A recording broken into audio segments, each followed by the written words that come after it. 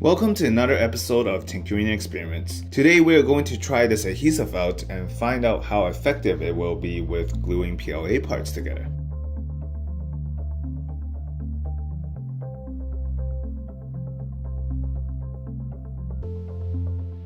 I think it should stick and glue the two parts together fairly well, but I guess things could always turn out unexpectedly.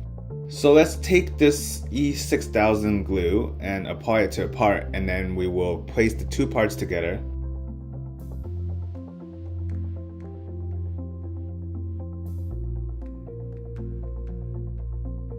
Once we put it together, let's clamp it and then I'll leave it to cure.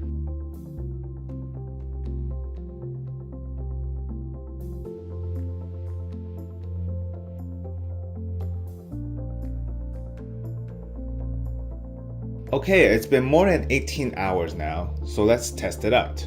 We'll remove the clamp and then I'll apply the same amount of force on both sides, like previous experiments.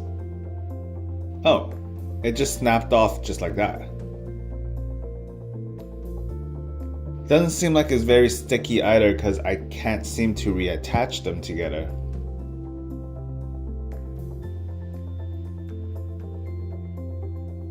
Well, there we have it. We tried the E6000 glue to glue the two PLA parts together, and it just doesn't seem like it works fairly well with PLA. Or maybe I didn't leave it long enough to cure, but it's already been more than 18 hours and should have enough time to actually be even remotely strong. Interesting. Before I end, I just want to remind everyone about Tinkerine U. The platform has a lot of teaching resources like 3D printing courses, STEAM challenges, and CAD tutorials.